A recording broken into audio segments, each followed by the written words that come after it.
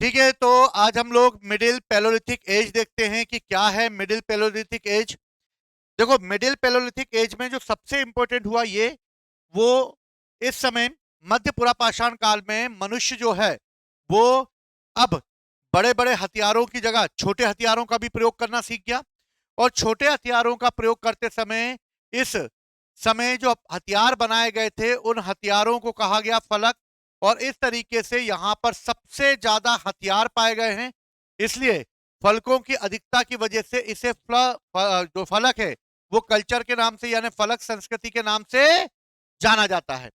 यानी के फलकों की अधिकता के कारण यानी कि अधिक से अधिक इस समय बनाए गए इंस्ट्रूमेंट यानी कि औजारों के द्वारा इस एज को फलक कल्चर के नाम से भी जाना जाता है। अब इस समय क्या हुआ, ये जो फलक बनाए गए थे इन फलकों पर इनको धारदार किया गया था यानी ब्लेड इसको बनाई गई थी और ब्लेड स्केपर कल्चर भी इसको कहा गया।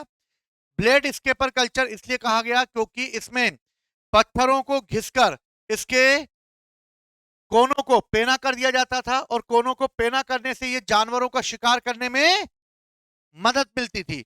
और इस तरीके से जो ब्लेड स्केपर कल्चर है इसे इसके रूप में भी कहा गया। और यहां पर जो पत्थर यूज किए गए वो किए गए क्वार्टर जाइट। कौन से पत्थर यूज किए गए? क्वार्टर जाइट। यानी इस समय क्वार्टर जाइट पत्थरों को घिस घिस कर इन्होंने पेना किया जिसकी वजह से ये आसानी से जानवरों का शिकार कर सके, क्योंकि धातु तो है नहीं इसलिए पत्थरों का प्रयोग करेगा। इस कल में आकर मनुष्य जो है वो नेचर पर डिपेंड हो गया और शिकार जो है वही उसका मेन पेशा बन गया, लेकिन भोजन के रूप में वो मीट और जो भी कंदमूल मिलता था उसी का वो सेवन करने लगा। यानी कंदमूल, अन्य जानवरों को मार के खाना, उनकी अतड़ियां निकाल के खा लेना, ऐसी बहुत सारी चीजें उसने की। और इस तरीके से वो मेन रूप से किस पर डिपेंड था? सिर्फ हंटिंग पे यानी के शिकार पर। और सिर्फ शिकार करके ही वो अपना भोजन प्राप्त कर सकता था। अब आते हैं हम अपर पैलोलिथिक एज में। अपर पैलोलिथिक एज में जो इंपॉर्टेंट चीज जो हुई वो ये कि अभी तक अर्थ पूरी तरीके से बर्फ से ढकी हुई थी। धीरे धीरे बर्फ पिघलना चालू हुई। मनुष्य पेड़ों पे से नीचे जमीन पर उतरा और जमीन पे जब वो उतरा तो मनुष्य ने पेड़ों पे से जब नीचे उतरा तो इस समय ह्यूमिडिटी कम हो चुकी थी। अगर कम हो चुकी थी यानी कि मैदान आ चुके थे। मैदान आ चुके थे यानी कि मैदानों में घास आ चुकी थी। जब घास आ चुकी थी तो यानी के मनुष्य अब मैदानों में आएगा और मैदानों में आकर मनुष्य अब उन चीजों को बनाएगा जो उसके लिए उपयोगी हो। अब मनुष्य गुफाओं में रहेगा और गुफाओं में रहकर वो वहां पर अपने उपयोग की चीजों बनाने के साथ साथ उन गुफाओं पर पेंटिंग करेगा। और इस तरीके से इस समय के जो आदि मानव थे उन आदि मानवों ने इस समय अपनी गुफाओं में क्या बनाई?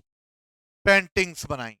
और इस तरीके से विंध्य एरिया में भीमबेटका जो रायसेन एमपी में स्थित है वहां पर हमें आदि मानवों यानी के मनुष्य के द्वारा बनाई गई सबसे पुरानी पेंटिंग देखने को मिलती है।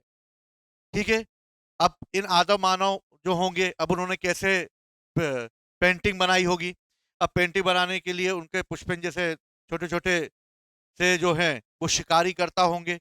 अब ये लोग जो हैं बाहर गए होंगे, इनको कुछ पेड़ पौधों की कलर दिखे होंगे, ये कलर लेकर आए होंगे, पेड़ पौधों को लेकर आए होंगे। इनको उन्होंने पीसा होगा, पीसने के बाद इनका रस निकला होगा। जब रस निकला होगा तो इसी रस को उन्होंने दीवारों पर स्क्रेच बना दिए होंगे। और जो ये केमिकल इन्होंने उस समय बनाया वो केमिकल आज भी पता नहीं चला कि वो किसका यूज किया गया है। इस केमिकल का यूज करते हुए उन्होंने दीवारों पर जो पेंटिंग बनाई वो हजारों साल से आज भी वैसी के वैसी बनी हुई है। इसमें अगर किसी रंग का सबसे ज्यादा उन्होंने प्रयोग किया है तो वो किया है रेड यानी कि लाल रंग का। और इस तरह लाल, सफेद, हरा इन सभी रंगों का उन्होंने प्रयोग किया।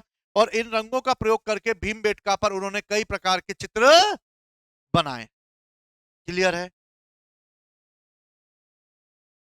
भीमबेटका भोपाल से 40 किलोमीटर की दूरी पे कभी ले चलूंगा तुम लोगों को। यहां पर कई केव्स हैं जिनमें इस तरह की पेंटिंग देखने को मिलती है। सपने देखो जब तक तुम लोग। विश्व प्रसिद्ध यहां पर पेंटिंग है, वर्ल्ड की, सब जानते ही हो, और इसे यूनेस्को में शामिल किया गया है, पता ही होगा तुम लोगों को। और इस तरह पेंटिंग के सबसे पुराने एविडेंस हमें कहां से मिलते हैं? भीमबेटका से मिलते हैं। तो भीमबेटका में मनुष्य के द्वारा बनाई गई सबसे पुरानी पेंटिंग देखने को मिलती है। और ये कब की है? ये अपर पैलोलिथिक एज की है, जब अर्थ पे से बर्फ पिघलना चालू हुई और मनुष्य अर्थ पर से जमीन पर आया। और जमीन पर जब वो आया होगा तो उसे रहने के लिए जगह चाहिए होगी, तो घर तो वो बना नहीं सकता था, इसलिए उसने क्या? गुफाओं में रहना चालू किया। और इस तरह कई गुफाएं हमें दिखाई देती हैं इस समय, जो कि मुख्य रूप से इसी पैलोलिथिक एज की है। यहां पर लगभग 700 से ज्यादा हमें चित्र बनाए गए होंगे, और लगभग 500 चित्र जो हैं वो यहां पर प्राप्त हुए हैं। और यूनेस्को ने इसे वर्ल्ड हेरिटेज साइट में 243 के तहत शामिल किया है। और किस वर्ष शामिल किया है? 2003 में। 2003 में भीमबेटका यूनेस्को साइट घोषित की गई। और इस तरह भीमबेटका जो है वो भारत की सबसे महत्वपूर्ण मनुष्यों के द्वारा रहने वाली पेंटिंग है। ये देखो बना हुआ है ये पेंटिंग। पुष्पन नहीं है तो हाथी है, हाथी बना हुआ है ये, हाथी बना हुआ है। देखो हाथियों के ये दो सींग दिख रहे हैं, दिख रहे हैं। और ये देखो ये मनुष्य दिख रहा है, दांत बात एक ही होती है, ठीक है, दांत दिख रहे हैं। तुम लोग जबरदस्ती मुझसे सिंह बुलवाते हो। ये दिख रहे हैं दांत। अब ये देखो मनुष्य दिख रहा है, और मनुष्य के हाथ में देखो एक बड़ा सा एक हथियार है, दिखा, भाला टाइप का। यानी के बड़े जानवरों का शिकार करने के लिए मनुष्य लंबी दूरी के हथियारों का प्रयोग करते होंगे। और इस तरीके के उनके हाथों में देखो इस तरीके के हथियार देखने को मिल रहे हैं। और इस तरह भीमबेटका में हमें ऐसे कई चित्र देखने को मिलते हैं जो उस समय के आदि मानवों के रहने के स्ट्रक्चर को बताते हैं। क्लियर? ये गुफाएं बनी हुई है, देखो यहां पर रहते होंगे वो लोग, ठीक। तो मनुष्यों के रहने के सबसे पुराने एविडेंस हमें यहां से मिलते हैं। दूसरी इंपॉर्टेंट चीज, यहां पर पेंटिंग के रूप में हरे और गहरे रंग का अधिक प्रयोग किया गया लाल रंग के बाद। आगे नर्मदा वैली में जाते हैं। नर्मदा वैली में याद रखना मोस्ट मोस्ट इंपॉर्टेंट है, वहां पर एक जगह है जिसका नाम है हथनोर। और हथनोर से हमें सबसे पहले मानव की खोपड़ी मिली है। आदि मानव की सबसे पुराने स्केटल यानी कि सबसे पुराने अस्थि पंजर हमें कहां से मिलते हैं? नर्मदा वैली के हथनोर से। और इस तरह यहां पर मनुष्य ने जो है वो सबसे पहले मनुष्य की खोपड़ी मिली है नर्मदा नदी के घाटी हथनोर से। और ये मिली है 5 दिसंबर 1982 को। किसको मिली है? तो अरुण सोनकिया को मिली है। और इस तरह अरुण सोनकिया ने सबसे पहले मानव की खोपड़ी को खोज निकाला। ठीक है। उस समय के मानवों में और आज के मानवों में डिफरेंस है। हम सबके मुंह छोटे छोटे से हैं, छोटे छोटे से हैं। उस समय के आदि मानवों के मुंह बड़े बड़े से हुआ करते थे, बड़े बड़े, हाँ। सर बड़ा होता था, जबड़ा बड़ा होता था, ऐसे जबड़े होते थे उनके, कितने बड़े बड़े, ठीक है। पुष्पेन के डबल मुंह के। अभी तो तुम्हारे डबल मुंह के बोला मैंने, डबल मुंह के क्यों होते थे? क्योंकि ये लोग पकाना नहीं जानते थे। पकाना नहीं जानते थे तो ये क्या खाते थे? मीट खाते थे, जानवरों को मारा। तो जानवरों को खाते हुए, जैसे भूमि एक आदि मानव है, अब इसने जानवर का शिकार किया। अब जानवर का शिकार किया तो जानवर का शिकार करके उसका मीट निकाला। अब पकाना तो आता नहीं है तो उसी को खाने बैठे। अब खाएंगे तो एक्सरसाइज, मतलब कि जबड़े को ज्यादा मेहनत करनी पड़ेगी, दांतों को ज्यादा ताकत लगानी पड़ेगी। इस समय उनके जो खाने का जो पैटर्न था वो कच्चा था, इसकी वजह से उनके जबड़े भी कैसे होते थे, ऐसे होते थे। ठीक। जब हमने भोजन पकाकर खाना सीख लिया तो तुम जैसे हो गए। मेरा तो क्यूट हूं ना मैं, तुम किसके जैसे हो गए, तुम जैसे हो गए। अब इस समय हुआ ये कि मानव की खोपड़ी अरुण सोनकिया को मिल गई और इसी समय मनुष्य के बारे में ये पता चलने लगा कि मनुष्य कई प्रकार के फूड जो हैं वो यूज करता था, यानी खाने में कई प्रकार की चीजें यूज करता था, लेकिन अभी भी वो सिर्फ ठूसने में विश्वास रखता था, फूडी था अभी वो। ठीक है, क्योंकि अभी भी उसे उगाना नहीं आता था, यानी अभी तक वो सिर्फ जो मिल गया उसको लपेट लिया, जो मिल लिया उसको खा लिया। अभी तक वो उत्पादक नहीं है, उगाना नहीं जानता है, उसको अनाज उगाना नहीं आता, उसे सिर्फ आता है मारो जानवर और खा जाओ। क्लियर है? तो इस समय आदि मानवों ने अपने आप को प्रॉपर तरीके से जो है उपभोक्ता के रूप में रखा, यानी कि अपने आप को सिर्फ भोजन करने के रूप में रखा, और इसी क्रम में हमारा एक पूर्वज जिसका नाम है होमो सेपियंस, इसका विकास हुआ। और हम सब के सब कौन है, होमो सेपियंस। ये वो मानव है होमो सेपियंस जो बुद्धिमान है। और तुम्हें देखकर तो मुझे यकीन नहीं हो रहा, तुम लोगों को देखकर यकीन नहीं हो रहा, लेकिन होमो सेपियंस एक बुद्धिमान मानव हुआ जो सोच सकता था, यानी सोच सकता था मतलब कि वो ये जान सकता था कि क्या करना है और क्या नहीं करना है। समझ गए बात को?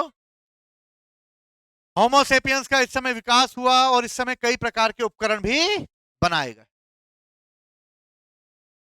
क्लियर है सबको?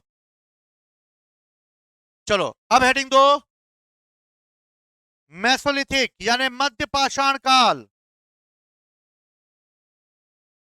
नहीं, मध्य पाषाण काल लिखो।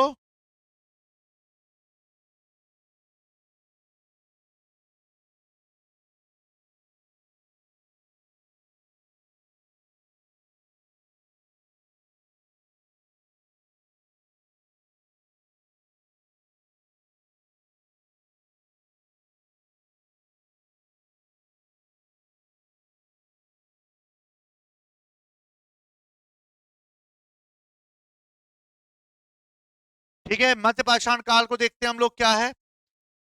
देखो मेसोलिथिक एज जो है, यानी कि अब हम एक नए फेज की ओर जा रहे हैं, नए फेज की ओर जा रहे हैं, यानी कि कुछ चेंजेस हो रहे होंगे। अब देखें तो हम पैलोलिथिक एज से और नियोलिथिक एज के बीच में पड़ता है मेसोलिथिक एज।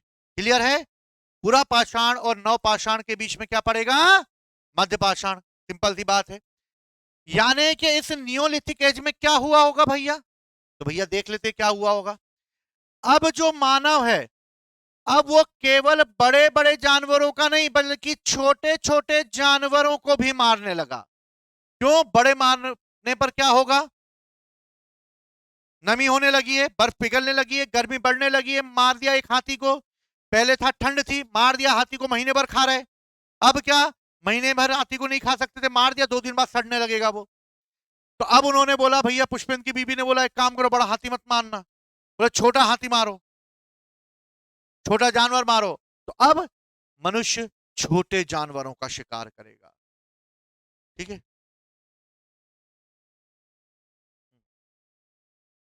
कल्चर बताया होगा, हाँ तो ऐसे ही कल्चर दिखाते होंगे। ठीक है, तो अब मनुष्य क्या करेगा, छोटे छोटे जानवरों का शिकार करेगा, बड़े जानवर अब इसलिए इंपॉर्टेंट नहीं रहे। दूसरी महत्वपूर्ण चीज, भारत में अगर मेसोलिथिक एज की अगर हम जानकारी की बात करें तो सबसे पहले इसकी जानकारी 1867 में दी गई। मेसोलिथिक की जानकारी कब दी गई, 1867 में, और इसे सबसे पहले दिया कैंपबेल कर्लाइन ने, और कर्लाइन ने ही इस वर्ड को यूज किया जिसे आज हम मेसोलिथिक एज के नाम से जानते हैं। और इस तरह विंध्य एरिया में इन्होंने ऐसे कई चित्र खोज निकाले जो इस बात को बताते हैं कि इस समय मनुष्य गुफाओं में रहा करता था और गुफाओं में रहकर मनुष्य ने कई प्रकार की चीजों को सीखना चालू कर दिया था। इस समय मेसोलिथिक एज में आकर मनुष्य धीरे धीरे बड़े जानवरों का शिकार छोड़कर छोटे जानवरों का शिकार करने लगा। इसके साथ ही उसने गुफाओं में रहते हुए यहां पर कई प्रकार की पेंटिंग बनाना भी चालू कर दी और इसी क्रम में अब मनुष्य को बड़े बड़े हथियारों की जगह पत्थरों के छोटे छोटे औजार बनाने पड़े, जैसे चाकू छुरिया टाइप की, क्योंकि छोटा जानवर मारोगे तो छोटे जानवर के लिए बड़े हथियार की जरूरत नहीं है, तो छोटे हथियार का ही प्रयोग करके किया जा सकता था। और इस तरीके से इस समय मेसोलिथिक एज में मनुष्य ने अपने आप को धीरे धीरे डेवलप करना चालू कर दिया और इस तरह अब वो पत्थरों के छोटे छोटे औजार बनाने लगा।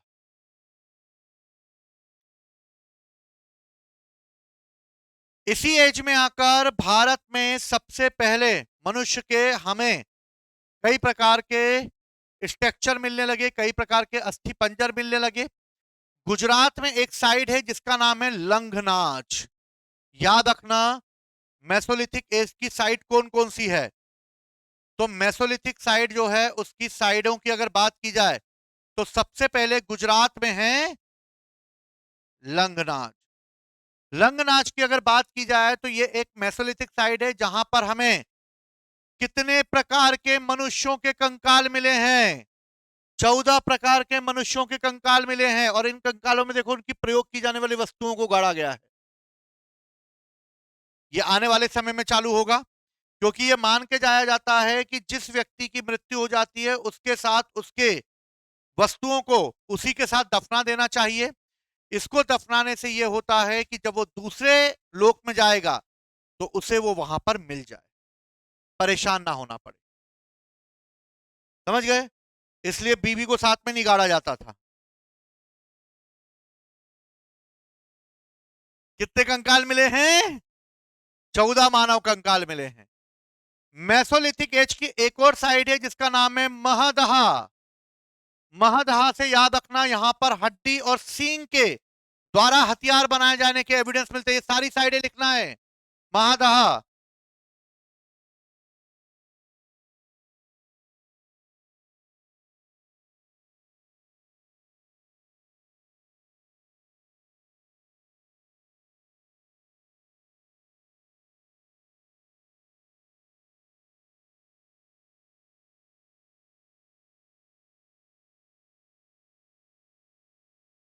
तो महादहा जो है वो एक बहुत पुरानी साइड है जहां पर हमें मनुष्य के 14 मतलब मनुष्य के द्वारा प्रयोग किए जाने वाले हड्डी और सींग के मिलते हैं। दमदमा मोस्ट मोस्ट इंपोर्टेंट है। दमदमा साइड, दमदमा साइड से हमें 41 मिल रहे हैं और अभी तक सबसे ज्यादा मानव कंकाल अगर कहीं से मिले हैं तो वो दमदमा से मिले हैं। इतनी बड़ी संख्या में मनुष्यों के शव मिले हैं और इसमें से कई शव तो डबल हैं यानी युगल हैं और एक शव में तो 3-3 मानवों को एक साथ दफनाया गया है। यानी लंगनाज, महादहा,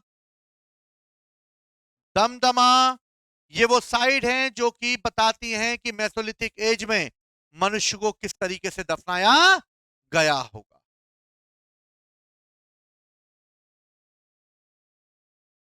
तो मेसोलिथिक एज में लंगनाच, दमदमा, दमदमा याद रखना मोस्ट इंपोर्टेंट है, कई बार एग्जाम में पूछा जा सकता है।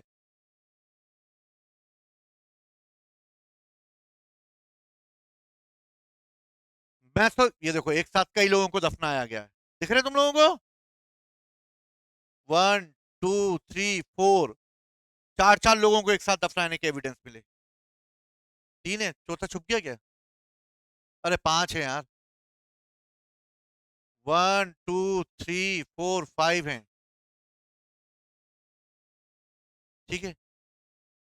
डॉक्टर जय नारायण पांडे के द्वारा एक पुस्तक लिखी गई थी जिसका नाम था पुरातत्व विमर्श और इसमें यह बताया गया है कि महादहा और सराय नहरयार एक ऐसी साइड है यानी कि दमदमा को भी मिलाकर ऐसी साइड है जहां पर हमें मनुष्यों के कई हड्डी और उनके द्वारा प्रयोग किए जाने वाले कई आभूषण मिले हैं।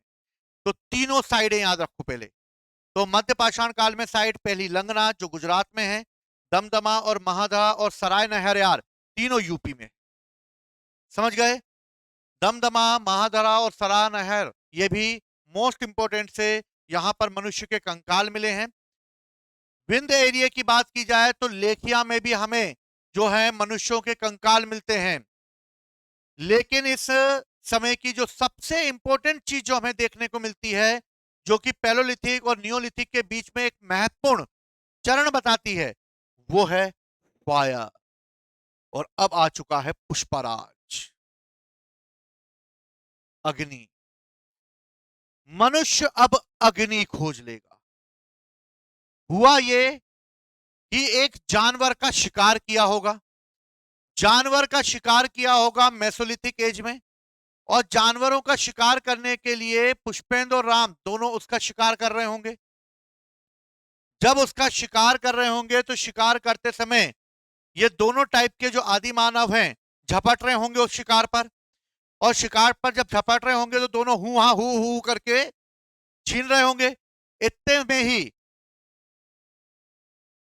राम जो है, मतलब पुष्पेंद्र जो है, वो एक लेकर भागा होगा। जैसे ही वो लेकर भागा होगा, राम ने पत्थर उठाया और पत्थर मारा होगा। पत्थर मारा होगा तो बगल में भी एक पत्थर होगा, पत्थर से पत्थर टकराया होगा। बगल में सूखी घास पड़ी होगी और पत्थर से पत्थर टकराया होगा और सूखी घास में लग गई होगी आग। और इस तरह मेसोलिथिक एज में मनुष्य ने किसको खोज लिया? तो अगर ये शायद दोनों ना लड़ते तो शायद अग्नि की खोज नहीं हो पाती। और इस तरह मेसोलिथिक एज में आकर किसकी खोज की गई? अग्नि की खोज की गई। और मेसोलिथिक एज में अग्नि most most most most important है। समझ गए बात को? मनुष्य ने अग्नि तो खोजी खोजी, अब मनुष्य क्या था, जानवरों का बहुत शिकार कर चुका था, एंजॉय बहुत हो चुका था उसका। अब उसको लगा यार एक कुछ जानवर है यार, इनको मारने जाओ तो खड़े नहीं रहते, ऐसे खड़े करते रहते हैं बेचारे, जबरदस्ती हम इनको मार देते हैं, ये भगते भी नहीं हमारे डर के मारे। तो क्यों ना इन जानवरों को पाल लिया जाए, इन जानवरों को पाल लिया जाए। और इस तरह मेसोलिथिक एज में जहां पर अग्नि का प्रयोग इन्होंने करना चालू किया, वहीं पर इन्होंने एक और चीज करना चालू कर दी, वो है एनिमल हस्बेंड्री, यानी कि पशुओं को पालना। और इस तरह पशुओं को पालने के एविडेंस हमें एमपी के आदमगढ़ और राजस्थान के बागोर से मिलते हैं। याद रखना, मोस्ट मोस्ट मोस्ट इंपॉर्टेंट है ये, कि मनुष्य के द्वारा पशुओं के पालने के एविडेंस हमें सबसे ज्यादा कहां से मिल रहे हैं? तो मनुष्य के सबसे ज्यादा पशुओं के पालने के एविडेंस हमें मध्य प्रदेश के आदमगढ़ और राजस्थान के बागोर से मिलते हैं। क्लियर है? एक और गुजरात में साइट है, उसका नाम भी लिख लो, लोटेश्वर। और लोटेश्वर से भी मनुष्य के द्वारा पशुओं के पाले जाने के एविडेंस मिल रहे हैं। तो याद रखना, जब तुम नोट्स बनाओगे तो मेसोलिथिक एज के जितनी भी साइड हैं सब एक जगह लिख लेना। लंगनाथ, दमदमा, महादहा, सराय नहरयार, आदमगढ़, बागोर, लोटेश्वर, ये सब लिख लेना। लखेरिया। क्लियर है? ठीक है, लोटेश्वर गुजरात में। और इस तरह सबसे पुराने मानव के अस्थि पंजरों को अगर देखते हुए, तो एक काम करना, याद रहेगा तुम्हें, इन सबके नाम लिखना एक तरफ, जैसे लिखा महादहा, तो महादहा लिखना, तो यहां पे लिखना मानव के सबसे पुराने अस्थि पंजर। ठीक। दमदमा, मनुष्य के सबसे ज्यादा अस्थि पंजर। सराय नहरयार, मानव के यहां पर भी अस्थि पंजर। आदमगढ़, पशुपालन के एविडेंस। बागोर, पशुपालन के एविडेंस। लोटेश्वर, पशुपालन के एविडेंस। अगर ऐसे करोगे तो चीजें बहुत आसान हो जाएंगी। समझ गए बात को? कोई पूछेगा भैया बागोर किस समय का है? बागोर है मध्य पाषाण काल का, मेसोलिथिक एज का। समझे बात को? क्लियर? भीमबेटका अरे यार पैलोलिथिक एज साइड है, पूरा पाषाण काल की है। क्लियर है? यानी उच्च पूरा पाषाण काल। समझ गए? सब लिखोगे और क्या क्या पाया जाता है उसमें ये भी लिख देना, तो इससे क्या होगा, चीजें याद हो जाएंगी। इस तरह बागोर में मनुष्य के सबसे प्राचीन साक्ष्य मिलते हैं। क्लियर है बात? समझ में आ गई सबको? कर पाओगे? चलो। तो याद रखना, मनुष्य ने सबसे पहले पशुओं को कब पाला? तो सबसे पहले मनुष्य ने पशुओं को कब पाला? मेसोलिथिक एज में पाया। बागोर की अगर बात करते हैं तो बागोर राजस्थान में स्थित है और यह मेसोलिथिक की सबसे बड़ी साइट है। क्या है? सबसे बड़ी साइट है। और इस तरह मेसोलिथिक जो है वो सबसे बड़ी साइड में गिरी जाती है इस समय। इसी समय आकर मनुष्य ने तीर कमान बनाना भी विकसित कर लिए, जिससे जानवरों का शिकार वो दूर से कर सके। तो मेसोलिथिक एज में वो क्या ले आया? तीर कमान लिया। क्लियर है? एक और साइट है चौपानी मांडो, ये भी यूपी में है। और चौपानी मांडो में हमें मनुष्य के द्वारा प्रयोग किए जाने वाले बर्तनों यानी मर्द भांडों की जानकारी मिलती है। और इस तरह हमें यहां पर एविडेंस मिलते हैं सबसे पुराने, जहां पर मनुष्य ने अपने औजारों के साथ साथ बर्तन बनाना भी प्रारंभ कर दिए। उन पर पॉलिश करना भी चालू करेगा वो। क्लियर है? समझ में आ रही बात? तो मेसोलिथिक एज में बहुत चेंजेस हो रहे हैं। पहला चेंजेस क्या हो रहा है? आग की खोज हो गई है। सेकंड क्या हो रहा है? पशुओं को पालना चालू कर दिया है। फिर आगे क्या हो रहा है? तीर कमान बना लिए। फिर मध्य भांड यानी बर्तनों को बनाना चालू कर दिया है। और स्मॉल औजार बनाए हैं उसने। और मनुष्य को दफनाना चालू कर दिया है। इसलिए दमदमा, महद्रा, महादा, सहारा, नहर यार, यहां पर हमें मनुष्य के सही कंकाल मिलते हैं। क्लियर है? तो ये 6-7 पॉइंट याद रखना मेसोलिथिक एज की, और साइडें याद रखना, इजी हो जाएगा तुम लोगों के लिए। अब क्या हुआ कि मनुष्य एक जगह से दूसरी जगह रहने लगा। मान लो कि यहां पर कुछ मनुष्य रह रहे हैं, यहां पर कुछ मनुष्य रह रहे हैं, यहां कुछ मनुष्य रह रहे हैं, यहां जानवर घूम रहा है। अब इस जानवर का ये शिकार करने जाएंगे, जिसका शिकार पहले होगा वही उस पर हक जमाएगा। और ऐसी कंडीशन में ये लोग आपस में उलझ जाएंगे। जब आपस में उलझ जाएंगे तो एक तीर इधर से चलेगा, एक तीर उधर से चलेगा, और इस तरह आपस में ये किस में जुड़ जाएंगे? वॉर में। और इस तरह सराय नहर यार यूपी की वो साइड है जहां मनुष्य के द्वारा पहली बार एक दूसरे को मारने के एविडेंस मिल रहे हैं। बात आई समझ में? तो एक दूसरे को मारने के एविडेंस में हमें कहां से मिलते हैं? सराय नहर यार से मिलते हैं। Got at my point ladies and gentleman? समझ गए बात को?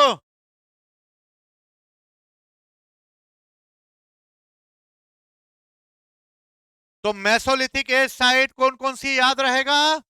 अब तुम्हारा एक होमवर्क रहेगा, याद रखना। पैलोलिथिक, मेसोलिथिक, नियोलिथिक, तीनों को एक जगह लिखना। पैलोलिथिक, मेसोलिथिक, नियोलिथिक, तीनों में क्या चेंजेस हो रहे हैं इनको लिखना। बहुत शॉर्ट में बनाना, ज्यादा लिखा पड़ी नहीं चाहिए मुझे उसमें। ठीक है?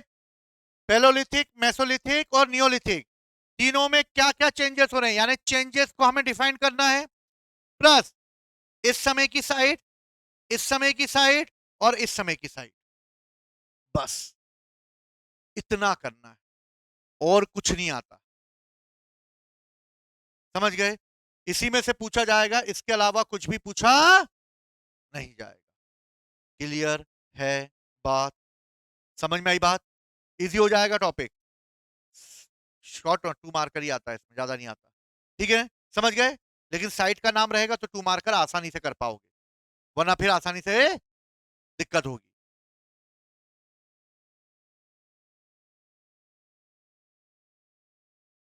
चलो, नियोलिथिक एज। नियोलिथिक एज की अगर हम बात करते हैं तो नियोलिथिक एज में हमें क्या चेंजेस दिखाई दे रहे हैं। सबसे पहले नियोलिथिक एज का टाइम पीरियड है 9000 बीसी। क्या है? 9000 बीसी, यानी कि ये वो दौर है जब मनुष्य अब मनुष्य नहीं रहेगा, बल्कि अब आधुनिक मनुष्य बनने वाला है। यानी कि अब वो सारी चीजें करेगा जो वर्तमान के मनुष्य करते हैं। यानी कि 9000 बीसी नियोलिथिक एज का जो टाइम पीरियड है वो मानव के जीवन में आने वाला एक रिवॉल्यूशन है, एक क्रांति है। क्या है ये क्रांति? अब देखो मनुष्य कैसे अपने आप को डेवलप कर लेगा। भारत में एक जगह है जो वर्तमान में पाकिस्तान में, जिसका नाम है बलूचिस्तान। बलूचिस्तान में एक साइड है मेहरगढ़। ये न्यूलिथिक साइड है ना, याद रखना। कैसी साइड है? न्यूलिथिक, नवपाषाण कालीन साइड है। मेहरगढ़ एक साइड है। और मेहरगढ़ जो है, इसके बारे में जो सबसे मोस्ट मोस्ट इंपॉर्टेंट चीज जो हमें देखने को मिलती है वो ये मिलती है कि मेहरगढ़ में ही मनुष्य ने सबसे पहले एग्रीकल्चर करना चालू कर दिया, जो मेसोलिथिक से नियोलिथिक में चेंजेस आ रहा है।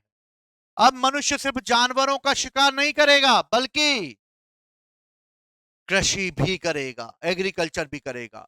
और इस तरह मनुष्य ने पहली बार एग्रीकल्चर 7000 बीसी में किया था।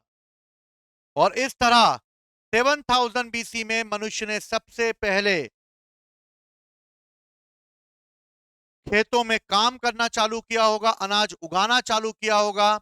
इसलिए मेहरगढ़ एक ऐसी साइड है जहां पर मनुष्य बसे होंगे और मनुष्यों ने सबसे पहले एग्रीकल्चर करना चालू किया होगा।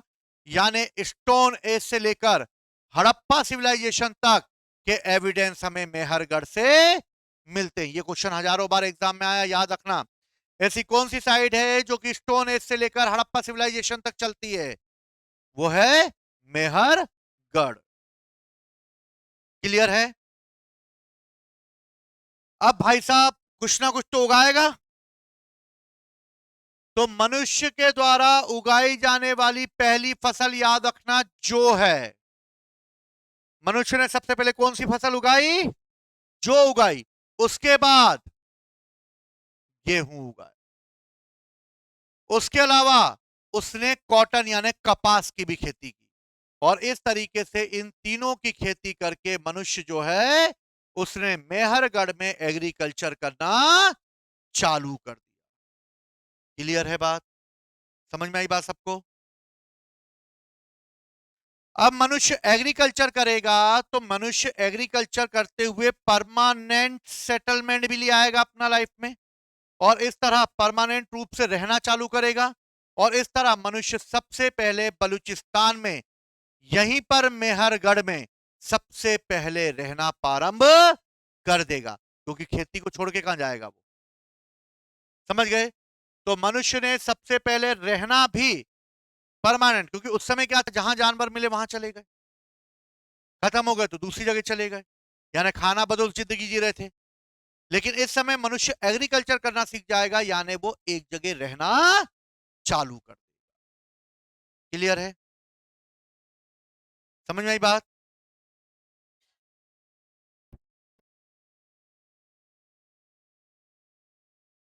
समझ गए बात को? क्लियर है?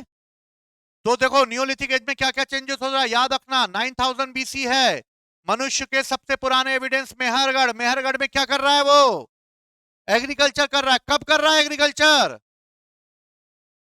7000 बीसी में कर रहा है। इस समय मेहरगढ़ मोस्ट इंपोर्टेंट साइड है। सबसे पहले कौन सी फसल उगा रहा है? फिर गेहूं कपास इनकी कर रहा है, और इस तरह वहां पर वो रहना प्रारंभ कर देगा। और इस तरह मनुष्य के रहने के एविडेंस हमें मेहरगढ़ से मिलेंगे।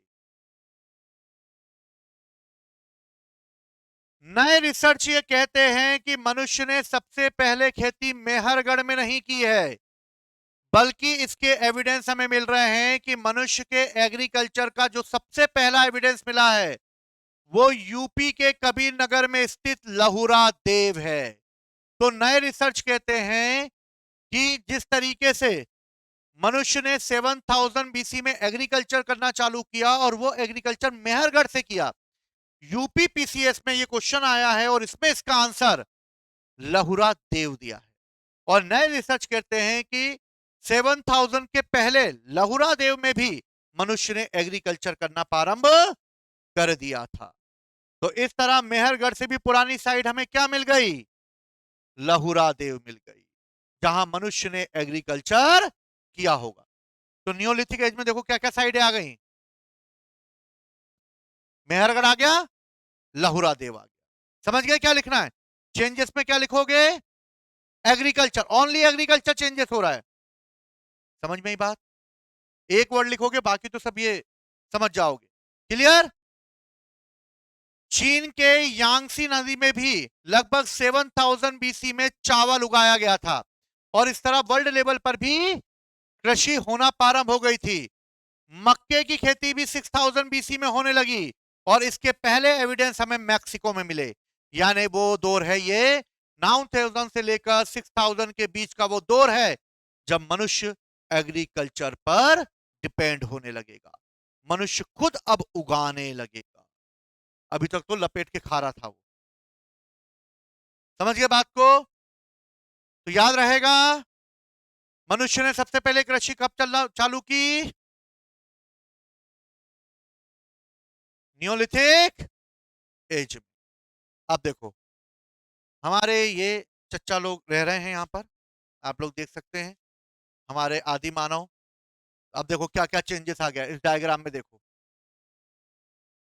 परमानेंट रहना चालू कर दिया, परमानेंट रह रहे हैं, सब बना के रह रहे हैं, झोपड़ी बना ली उन्होंने, झोपड़ी बना ली, ये मध्यभाण बना ली इन्होंने।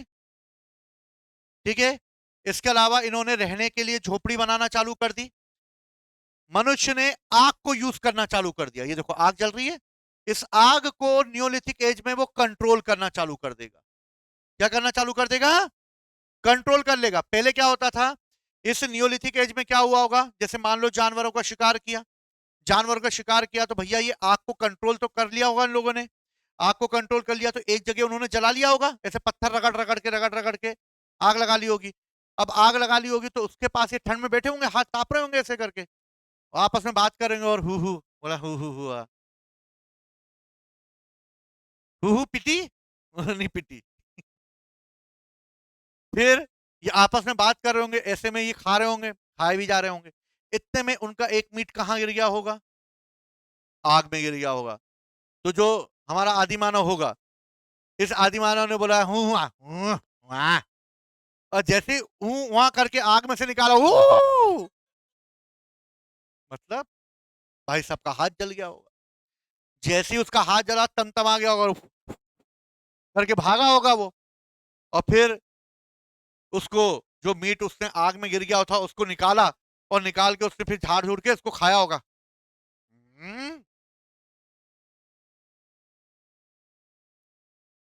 और इससे उसे पता चल गया होगा कि आग में डालकर किसी भी चीज को पकाने पर वो उसका स्वाद बढ़ जाता है, जबड़े की एक्सरसाइज कम हो जाती है और इस तरह जबड़े को ज्यादा मेहनत नहीं करनी पड़ती, और इस तरह मनुष्य ने भोजन पकाकर खाना चालू कर दिया। क्लियर है? न्यूलिथिक एज में ये देखो बर्तन भांडे बना रहे हैं ये लोग, ठीक है, ये वो खेल रहे कंचे, मतलब कुछ हथियार बना रहे हैं ये लोग। अनाज यानी एग्रीकल्चर करना चालू कर दिया, ये देखो एग्रीकल्चर कर रहे हैं, एग्रीकल्चर करने के बाद उन्होंने इन अनाजों को स्टोर करना चालू कर दिया, ये अनाजों को स्टोर कर रहे हैं। ये देखो पुष्पेंद्र राम भाग रही है, देखिए। अब ये देखो जानवर, जानवरों को इन्होंने पालना चालू कर दिया, जानवरों को पालना चालू कर दिया। ये देखो कुत्ता भौंक रहा है बेचारे बूढ़े बाबा पे, ठीक है, ये कुत्ते भोंक रहा है, यानी कुत्ता जो है वो उनके द्वारा पाला जाने वाला पशु हो गया, यानी इनको पशुआ जा सकता था। भेड़ हो गई, बकरी हो गई। इसके अलावा देखो मनुष्य ने यहां पर लोगों को दफनाना चालू कर दिया, ये पत्थरों से दफना दिया उन्होंने लोगों को। हाँ हाँ, पत्थरों से ढक दिया जाता था ना गाड़ने के बाद, वरना जानवर मिट्टी खोद के खा नहीं जाएंगे। यार ठीक है, पत्थरों से ढक दिया गया। तो देखो लाइफ में कितने चेंजेस आ गए चेंजेस। और इस तरह मनुष्य ने धीरे धीरे अपने आप को डेवलप कर दिया। क्लियर है। अब देखो इसी को हम पढ़ के देखते हैं क्या क्या करा उसने। मनुष्य ने भैया नियोलिथिक एज में एग्रीकल्चर करा कि नहीं करा? पशुओं को पालना चालू कर दिया प्रॉपर तरीके से। पशुओं में सबसे पहले क्या पाला गया?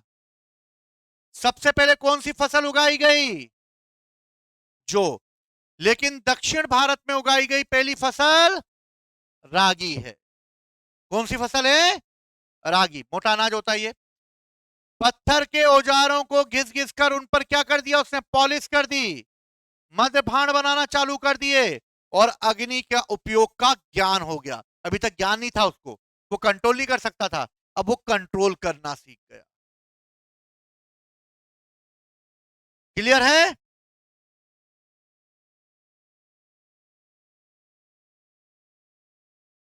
नियोलिथिक एज में दो साइडें और हैं, मोस्ट मोस्ट इंपोर्टेंट है, हजारों बार एग्जाम में पूछी गई है। नियोलिथिक साइड में कश्मीर की एक जगह है जिसका नाम है बुर्ज होम, और एक का नाम है गुफ कराल। ये दोनों मोस्ट मोस्ट इंपोर्टेंट इसलिए हैं क्योंकि इसमें मनुष्य को दफनाने के लिए जो कब्र होती थी, उस कब्र में मालिक के साथ उसके कुत्ते को दफनाया जाता था। तो कुत्ते को मालिक के साथ दफनाने के एविडेंस हमें कहां से मिलते हैं? तो हमें मालिक के साथ कुत्ते को दफनाने के एविडेंस कश्मीर के बुर्ज होम और गुफ कराल से मिलते हैं। स्टार बना देना इन दोनों साइडों पर, भूल ना जाना साथियों, साथ निभाना।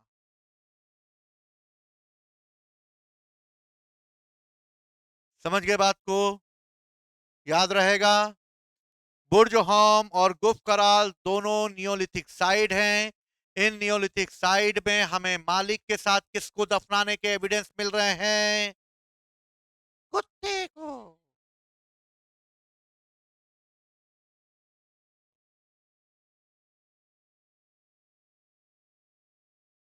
किसके मिल रहे हैं? कुत्ते, बुलडॉग आएगा, देसी कुत्ता था। ठीक है, सही है, तुम्हारा टॉमी टॉमी, हमारा टॉमी कुत्ता। ठीक। बुर्ज होम जो है 1935 में इसे डी टेरा और पीटरसन के द्वारा खोजा गया। याद रखना, डी टेरा और पीटरसन ने किसको खोजा?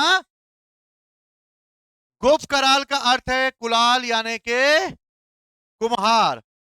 यानी के लोगों को इस समय गुप्त कराल में लोग कृषि और पशुपालन का कार्य करते थे, यानी कि इस समय एग्रीकल्चर भी होने लगा था, पशुओं को पाला भी जाने लगा था, और लोगों को गड्ढा खोदकर दफनाने के भी एविडेंस मिल रहे हैं। तो याद रखना, क्वेश्चन ऐसे ना है तो ऐसे भी पूछ सकता है, कहां सबसे पहले गड्ढा खोद के दफनाने के एविडेंस मिले? तो गुप्त कराल और बुर्ज होम से मिले हैं। मानव को जमीन में गड्ढा करके दफना दिया जाता था। दफनाया कहां गया? शव मिले। ठीक है। और इस तरह एग्रीकल्चर और पशुपालन के एविडेंस हमें यहां से मिलते हैं।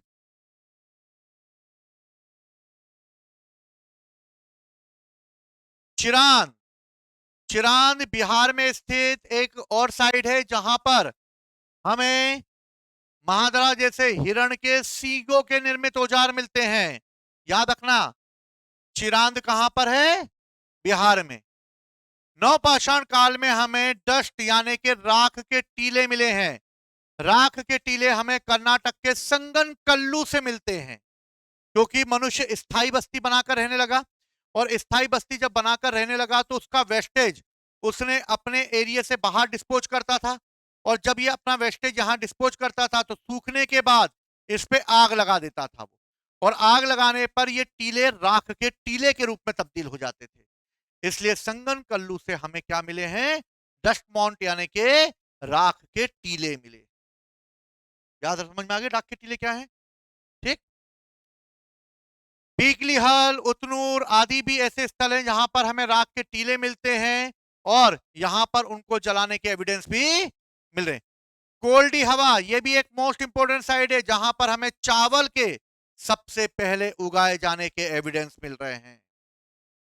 तो कोल्डी हवा से चावल, मेहरगढ़ से गेहूं, जो कपास,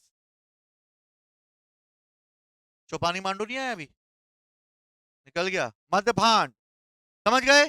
ये सारे मुझे चाहिए। साइट के नाम, साइड में क्या मिल रहा है, बस ये थोड़ा सा प्रयास करोगे बस एक ही पेज पे हो जाएगा काम तुम्हारा, एक ही पेज पे सब हो जाएगा, बस एक बार समझना है तुम लोग। समझ गए? और समझ में तो आ ही गया होगा तुम लोगों को। ठीक है। मेसोलिथिक और न्यूलिथिक में क्या क्या चेंजेस हो गया, क्या क्या नवपाषाण काल में चेंजेस हो गया। ठीक। अब कुछ साइडें हैं, जरा एक दो साइडें लिख लो।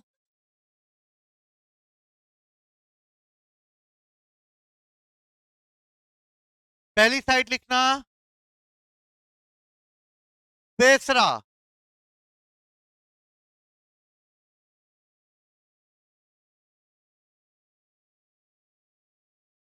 बेसरा, बेसरा बिहार में है। और यहां पर लिखना क्या एविडेंस मिलते हैं, झोपड़ियों के। मनुष्य ने सबसे पहले झोपड़ियां बनाई होंगी। ठीक है।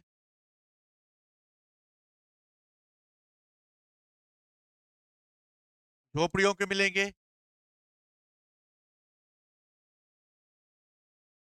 औंद्रे और हथनोर, यहां पर हमें बच्चे के कपाल मिले, बच्चों की हड्डियां मिली।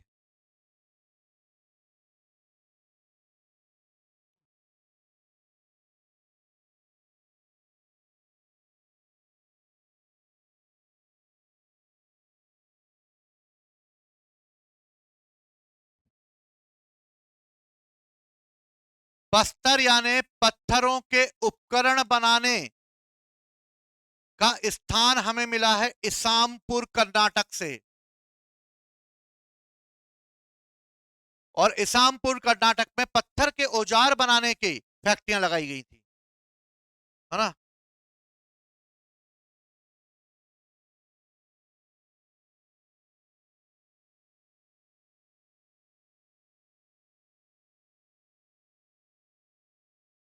चिरांद, पेसरा और सेनुआर, ये तीनों साइड बिहार में हैं।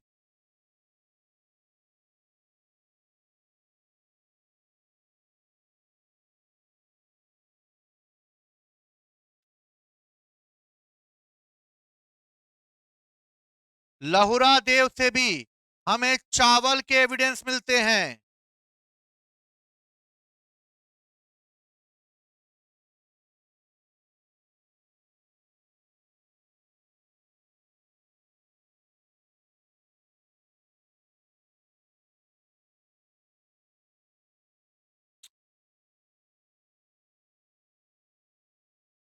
एक चार्ट बनाएं,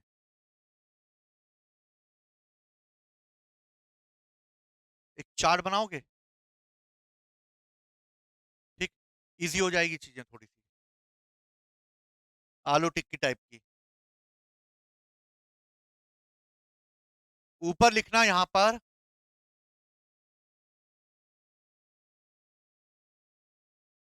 ह्यूमन डेवलपमेंट, मानव, और इसके तीन एरो बनाना। पहला लिखना होमो इरेक्टस, सेकंड लिखना होमो नियंडरथल, और तीसरा लिखना होमो सेपियंस। इन तीनों के नाम लिखो।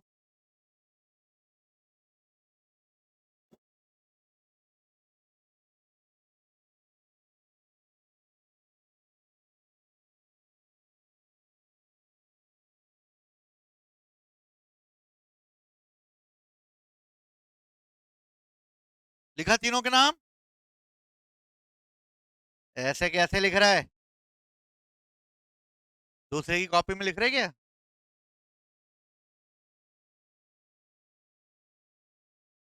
होमो इरेक्टस में मनुष्य ने सबसे पहले क्या किया? मनुष्य सबसे पहले द्विपद यानी पैरों पर चलना चालू हुआ।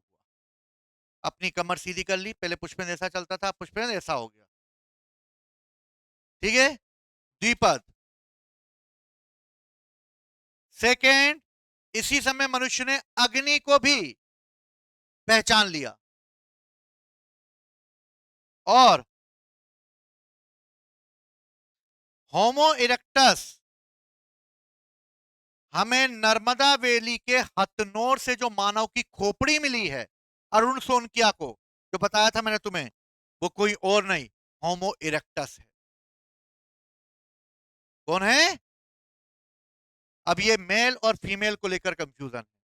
कई लोग बोलते हैं ये फीमेल है, कई लोग बोलते हैं ये मेल है, पर मुझे लगता है मेल ही होगा।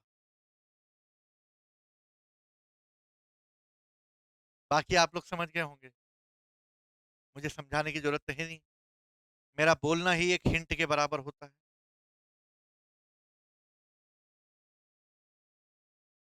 ठीक है, तो ये चेंजेस किस में आ रहे हैं? होमो इरेक्टस में।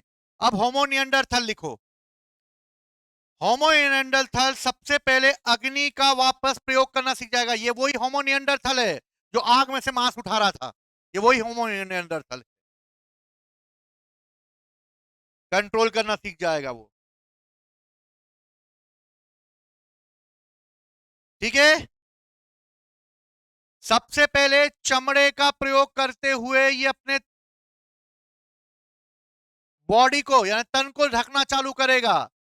ये लोग बिना कपड़े के रह रहे थे, ये कपड़ों में रहेंगे, चमड़े के कपड़े पहनेंगे। मनुष्य के मरने के बाद उसका शवाधान करेंगे ये, और निएंडरथल ही हमारा पहला बुद्धिमान मानव होगा। होमो निएंडरथल ही हमारा क्या होगा? पहला बुद्धिमान मानव होगा। और फिर होमोसेपियंस हो गए, इसे क्रोमेगन भी कहते हैं, क्रोमेगन।